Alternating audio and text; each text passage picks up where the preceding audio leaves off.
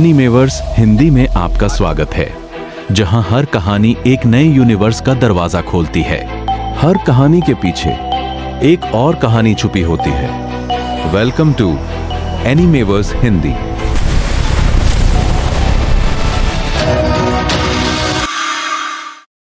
अगर आपने एपिसोड 1 नहीं देखा है तो पहले उसे जरूर देखिए, क्योंकि आज की कहानी वहीं से आगे बढ़ने वाली है। पिछले एपिसोड में हमने आर्यन वेल की कहानी देखी थी, एक एस्ट्रोनॉट जो मार्स पर अकेला रह गया था। फिर एक मिस्टीरियस सिग्नल मिला जिसने साइंटिस्ट्स को मार्स के नीचे छुपे एक स्ट्रक्चर तक पहुंचाया, एक स्ट्रक्चर जिसे गेट 7 कहा गया। रिकॉर्ड्स के मुताबिक गेट 7 को इंसानों ने नहीं बनाया था और उसके आसपास मिले फुटप्रिंट्स ह्यूमन सिविलाइजेशन से भी ज्यादा पुराने थे। एपिसोड के एंड में जब आर्यन ने गेट 7 की इन्वेस्टिगेशन शुरू करने का फैसला किया, तब मार्स कॉलोनी के कम्युनिकेशन सिस्टम में अचानक एक्टिविटी डिटेक्ट हुई और फिर किसी ने आर्यन को नाम से पुकारा। Aryan, can you hear me? आप देख रहे हैं एनीमेवर्स हिंदी, जहां हर एपिसोड के साथ मिस्ट्री और गहरी होती जाती है। और ये है नई रोमांचक सीरीज का दूसरा एपिसोड। और अब कहानी वहीं से शुरू होती है जहां सब कुछ बदलने वाला था। मार्स कॉलोनी के रिकॉर्ड्स के मुताबिक अर्थ के साथ लास्ट कम्युनिकेशन कई साल पहले टूट चुका था। इसलिए जब कम्युनिकेशन सिस्टम अचानक एक्टिवेट हुआ तो आर्यन को समझ नहीं आया कि यह सिग्नल आखिर आ कहां से रहा था। लेकिन एक बात पक्की थी, यह सिग्नल मार्स कॉलोनी के किसी नोन सिस्टम से नहीं आ रहा था। सबसे पहले आर्यन ने सोचा कि शायद ये किसी पुराने ऑटोमेटेड सिस्टम का ग्लिच हो, लेकिन जब उसने सिग्नल सोर्स को ट्रेस करना शुरू किया तो रिजल्ट और भी ज्यादा कंफ्यूजिंग था। सिग्नल अर्थ से नहीं आ रहा था, न ही मार्स कॉलोनी के किसी नोन सेक्टर से। सिग्नल का सोर्स मार्स के नीचे से आ रहा था और लोकेशन बिल्कुल वही थी, गेट 7। जो आवाज आर्यन को बुला रही थी वो मार्स के नीचे छुपे उसी स्ट्रक्चर से आ रही थी जिसे ह्यूमैनिटी ने कभी बनाया ही नहीं था। गेट 7 से आ रहा सिग्नल बहुत वीक था। पहली नजर में यह सिर्फ रैंडम इंटरफेरेंस लग रहा था, लेकिन जब आर्यन ने डेटा को एनालाइज किया तो उससे सिग्नल के अंदर एक पैटर्न नजर आया, और यह पैटर्न किसी मैसेज का नहीं था, ये कोऑर्डिनेट्स थे। आर्यन ने कोऑर्डिनेट्स को मार्स के मैप पर प्लॉट किया और जो रिजल्ट सामने आया उसने पूरी सिचुएशन को और भी ज्यादा स्ट्रेंज बना दिया। कोऑर्डिनेट्स गेट 7 की लोकेशन पर खत्म नहीं हो रहे थे, वो गेट 7 के आगे जा रहे थे, जैसे कोई आर्यन को मार्स के नीचे और गहराई में बुला रहा हो। लेकिन सबसे अजीब बात अभी बाकी थी। सिग्नल हर मिनट स्ट्रॉन्गर हो रहा था, जैसे जो भी सोर्स था उसे पता चल गया हो कि आर्यन उसकी बात सुन रहा है। आर्यन सिग्नल को ट्रेस कर रहा था, लेकिन शायद सिग्नल भी आर्यन को ट्रेस कर रहा था। सिग्नल लगातार स्ट्रॉन्ग होता जा रहा था। हर नए स्कैन के साथ एक ही बात कंफर्म हो रही थी, सिग्नल का सोर्स मार्स के नीचे मौजूद था, और अगर आर्यन को आंसर्स चाहिए थे तो उसे गेट 7 तक जाना ही पड़ता।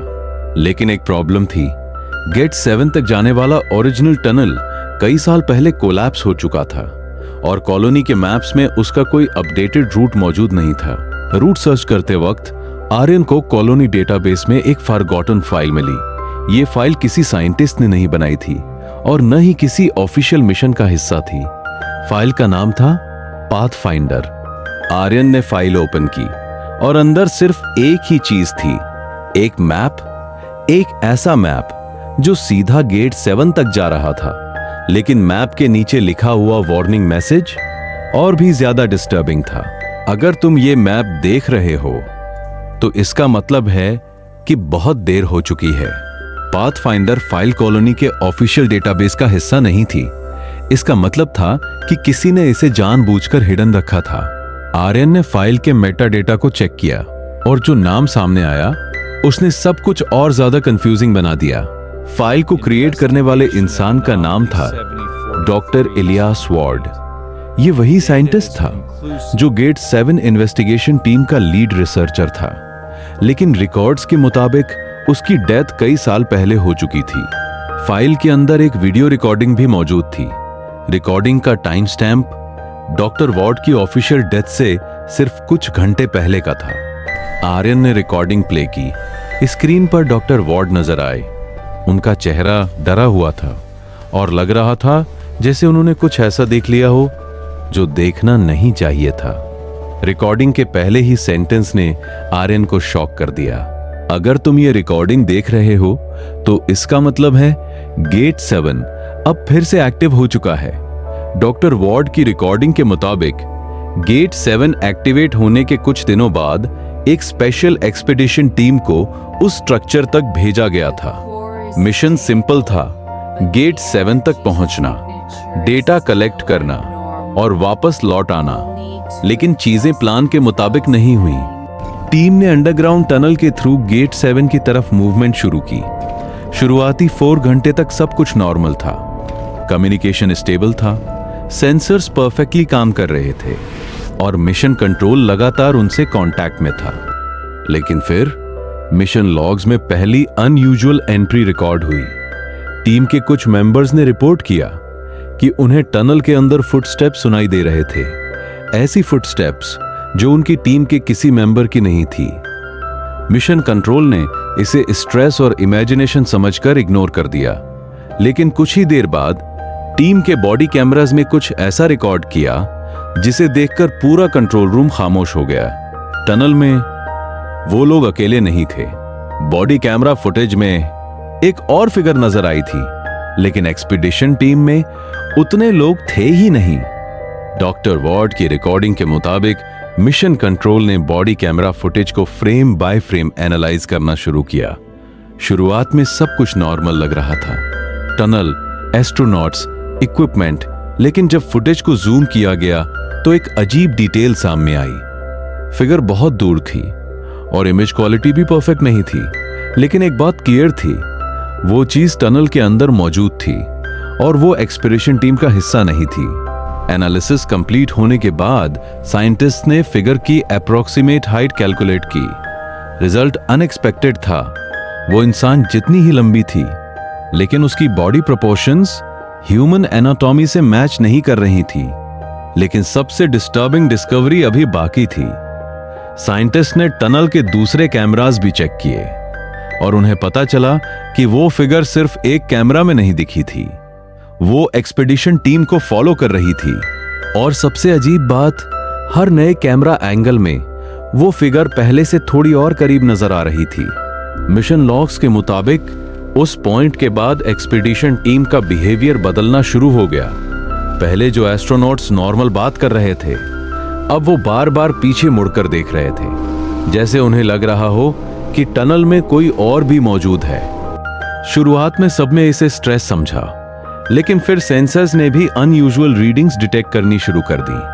टनल के अंदर कुछ मूवमेंट रिकॉर्ड हो रही थी और फिर टनल के सिक्योरिटी माइक्रोफोन्स ने एक आवाज रिकॉर्ड की। वो आवाज फुटस्टेप्स जैसी थी, लेकिन एक प्रॉब्लम थी। फुटस्टेप्स की गिनती एक्सपीडिशन टीम के मेंबर से ज्यादा थी। मिशन लीडर ने तुरंत टीम काउंट करने का ऑर्डर दिया। 1, 2, 3, 4, 5 सब मेंबर्स मौजूद थे, लेकिन माइक्रोफोन्स 6 लोगों के फुटस्टेप्स रिकॉर्ड कर रहे थे। एक्स्ट्रा फुटस्टेप्स की वजह से एक्सपीडिशन टीम ने टनल को स्कैन करना शुरू किया। उन्हें लग रहा था कि शायद कोई हिडन चैम्बर या साइड पैसेज मौजूद हो। लेकिन कुछ मिनट बाद उन्हें टनल की एक दीवार पर कुछ अजीब नजर आया।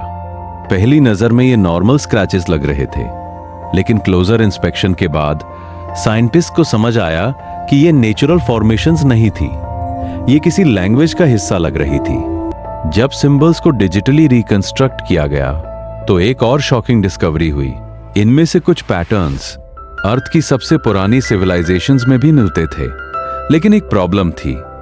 मार्स पर मिली ये कार्विंग्स ह्यूमन हिस्ट्री से भी ज्यादा पुरानी थी। और फिर टनल के स्कैनर ने दीवार के पीछे कुछ डिटेक्ट किया। एक खाली चैम्बर नहीं, एक दरवाजा। एक्सपीडिशन टीम को लगा था कि वो गेट 7 की तरफ जा रही है, लेकिन शायद गेट 7 उनका इंतजार कर रहा था। एक्सपीडिशन टीम ने हिडन डोर को स्कैन करना शुरू किया।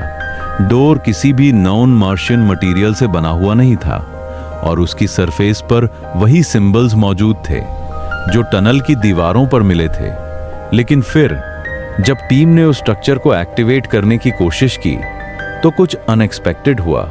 पहले सिंबल्स ग्लो करने लगे, फिर पूरी टनल में एनर्जी सर्ज डिटेक्ट हुआ और कुछ ही सेकंड्स में मिशन कैमरास ग्लिच करने लगे। डॉक्टर वॉर्ड की रिकॉर्डिंग में उसके बाद सिर्फ स्टैटिक सुनाई देता है, लेकिन रिकॉर्डिंग के आखिरी कुछ सेकंड्स में उसकी आवाज दोबारा रिकॉर्ड हुई और जो उसने कहा वो पूरी इन्वेस्टिगेशन का सबसे डिस्टर्बिंग हिस्सा था। अगर तुम ये रिकॉर्डिंग देख रहे हो तो मेरी बात ध्यान से सुनो। गेट 7 को कभी मत खोलना। हमने एक बहुत बड़ी गलती कर दी है। वो अंदर नहीं है, वो बाहर आ रहा है। और उसी मोमेंट रिकॉर्डिंग परमानेंटली करप्ट हो गई।